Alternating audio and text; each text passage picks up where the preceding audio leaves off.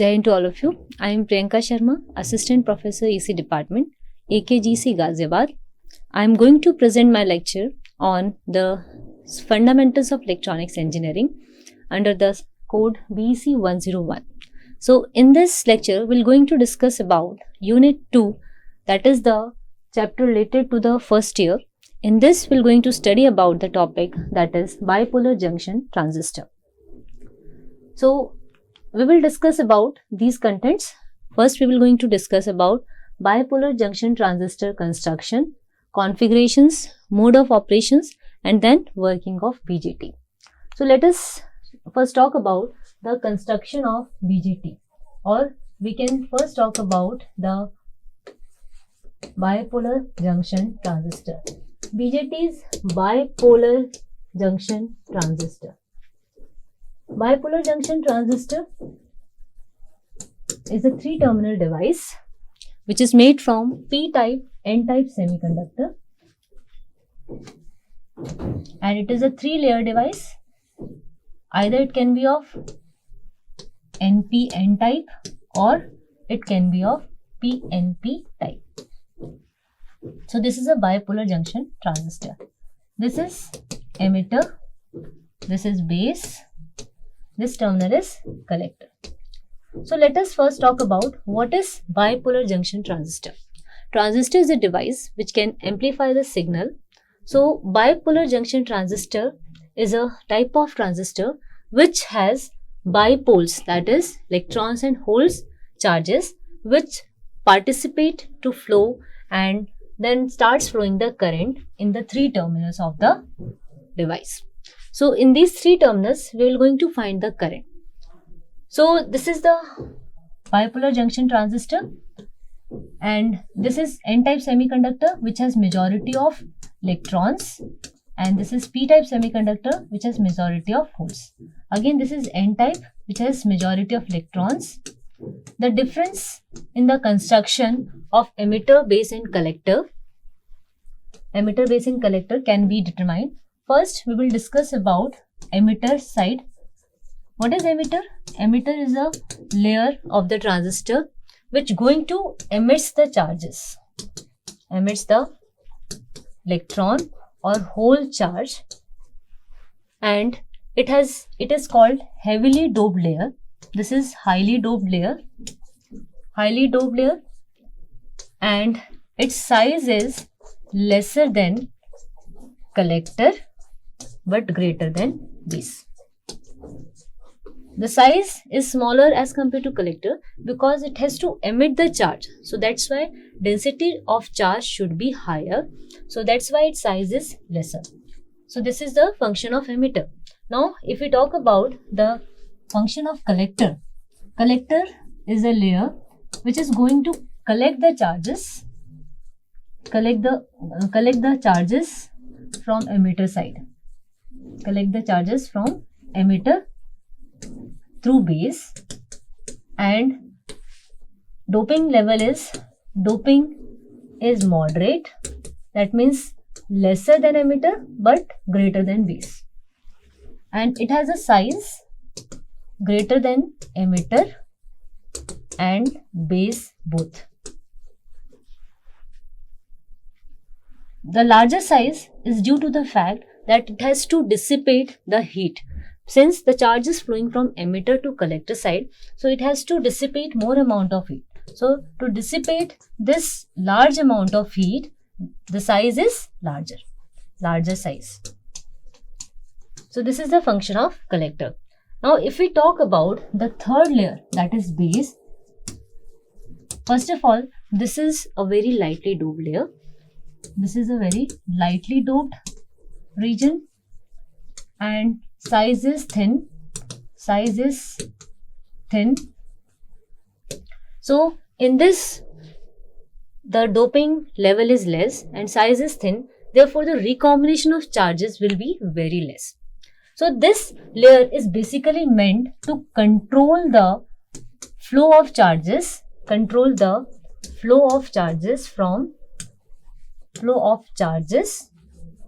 emitter to collector, from emitter side to collector side. So This is basically meant to control the charge flow from emitter to collector.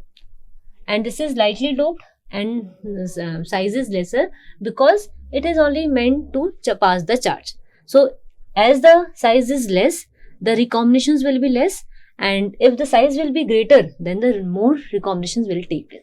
So this should be lesser in size and doping level should be low. So this is the three functions of the three terminals, emitter, base and collector, which is going to construct a bipolar junction transistor. So now next we are going to see the configurations and mode of operations.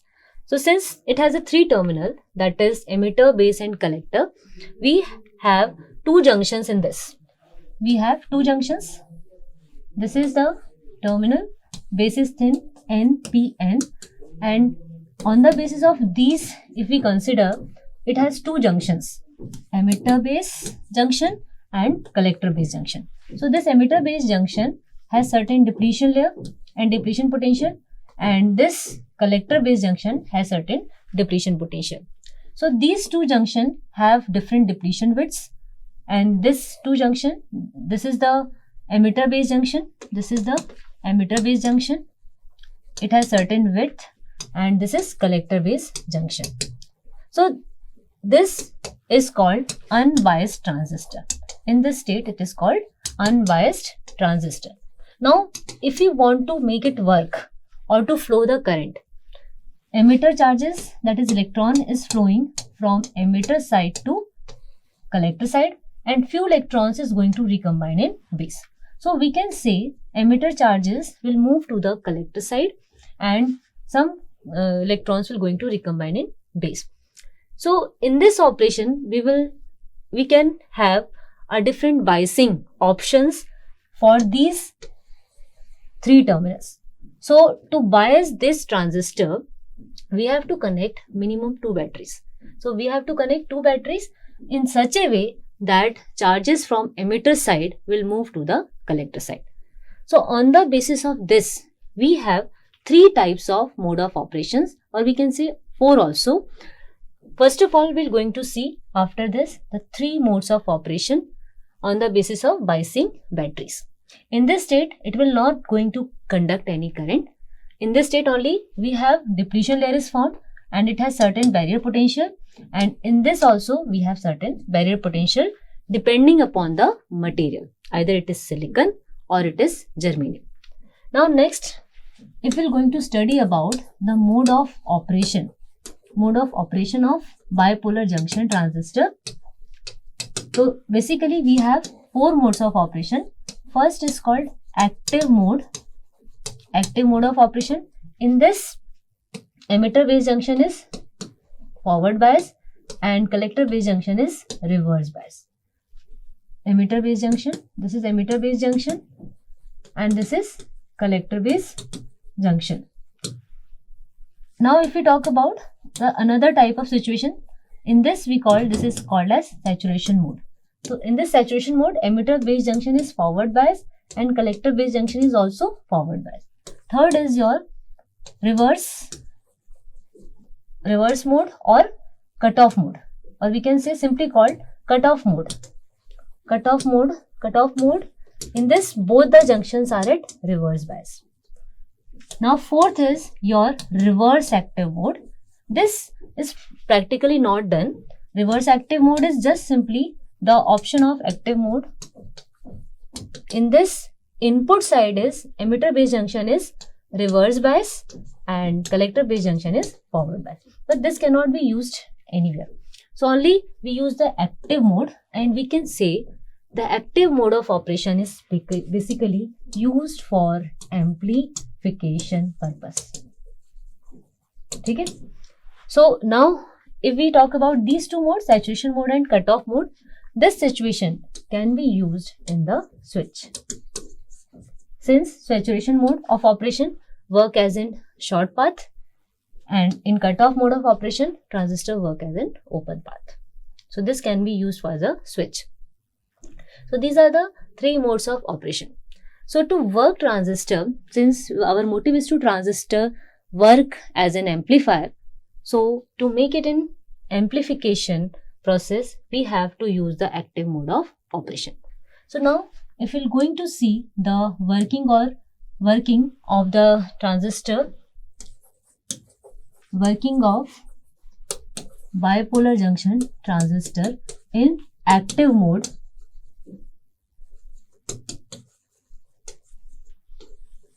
So we have this connection. Again we have emitter, base and collector junction. This is N side. This is your emitter, this is base and this is collector. So emitter, base and collector junction. We have this should be make forward bias and this should be make reverse bias. So for making it forward bias, N should be connected to negative terminal of the battery, and to make this collector at the reverse bias, N should be connected to positive terminal. So this is going to be forward bias, and this is assigned as VEB. This is your emitter base junction, emitter base battery, and this is your collector base battery, VCB. So now how will you going to work this BJT? This N has the majority of electrons or higher density of electrons, and this P side has density of holes, lightly doped, and this collector has also the doping of electrons. Now if we going to make it forward bias, electrons will move from emitter side to base and going to recombine with the hole. Around less than 5% electrons recombine in base, and the remaining 95 will move to the collector side. So greater than 95% electrons move to collector side. So in this way charges will going to distribute. In this we can observe here only the emitter electrons will going to participate to flow in base as well as in collector. Collector and base junction are at reverse bias potential, so no charges will going to participate in conduction from the collector side.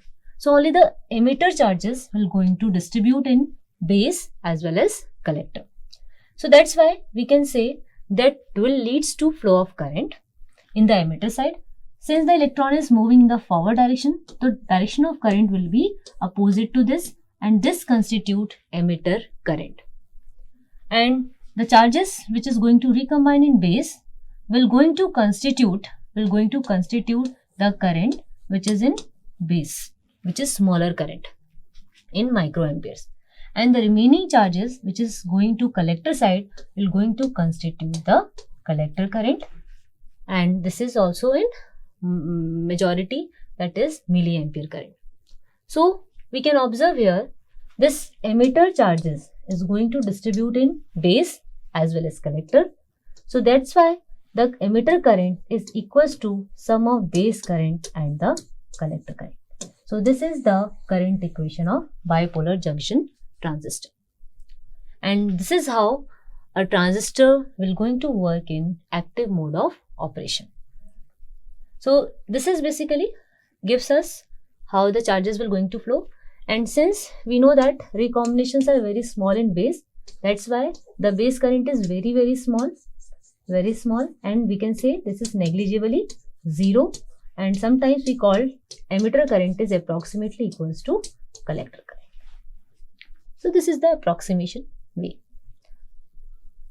After this, now we're going to study its characteristics, and before going into that, we're going to first study about the configuration of bipolar junction transistor. Now next, we're going to study about configurations of bipolar junction transistor. So in this, we're going to see the configurations on the basis of 3 terminal of bipolar junction transistor. Since we have 3 terminals, so basically we have 3 configuration. First configuration is called common base configuration. Common base, that is CB configuration. In this is also I am talking about the base symbol of the bipolar junction transistor. In this we see the symbolic representation of NPN transistor. Since NPN, this arrow will represent the arrow head represents the N side, and this is P and this is N. And this arrow represents actually emitter side. This is emitter, this is base, and this is collector. And we can say emitter base is generally we will give the input, and from the collector base side we will take the output. So we can see here the base is common between emitter and collector. So that's why it is called as common base configuration. In this, if we see the flow of current, arrow describes the flow of current. So arrow head represents the direction of current. So in this way, the direction of base current will be like this, IB, and the collector current will be like this, IC. And from this configuration, we can also come to know its current gain. In BJT, we basically talk about the current gain parameter. So what is the current gain? Current gain here is represented by alpha, and it is the output divided by input. So since we are talking about current gain, so output current here is IC and input current is IE. So output current divided by input current ratio is given as IC divided by IE. So alpha is the current gain in common base configuration we obtained. And also we can write IC equals to alpha into IE. So these are the different relations we can derive for the common base configuration. Now next configuration is common emitter configuration.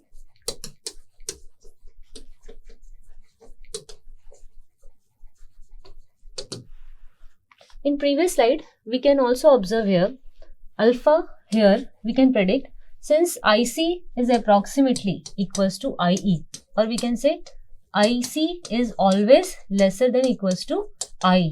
Therefore, alpha is always lesser than equals to 1.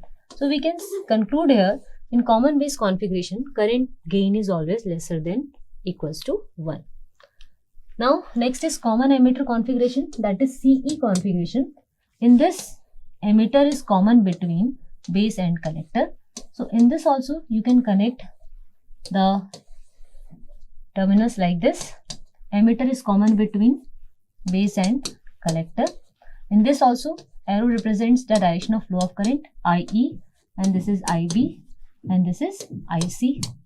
So again this is base emitter is input side and output is taken between collector and emitter. So in this also you can represent the current gain parameter by beta. Again it is given by output divided by input. Output here is IC and input here is IB. And since we know that IB is very small, therefore beta is very large. So we can see here कि current gain in common emitter configuration is very large. And the last configuration is common collector configuration. Common collector configuration. In this configuration, CC, this configuration, collector is common between, collector is common between emitter and base. This is base and this is collector. This is your emitter side. Again, input is given at the base collector junction, output is taken from emitter collector junction. Current again represented by the direction of flow of current. This is IE, this is IC. So again in this current gain is represented by gamma. Here the output is emitter current and input is base current. In this case also IB is small, therefore gamma is large. So from all this we can conclude that among these three configurations, common base configuration has current gain which is less than equals to unity, and common emitter and common collector has current gain which is very large. So and also we can also differentiate if three configurations, common base and common emitter configurations can be used for amplification, but common collector configuration cannot be used for amplification purpose. So the remaining part of this lecture we will going to continue in the next lecture. Thank you. Jai Hind.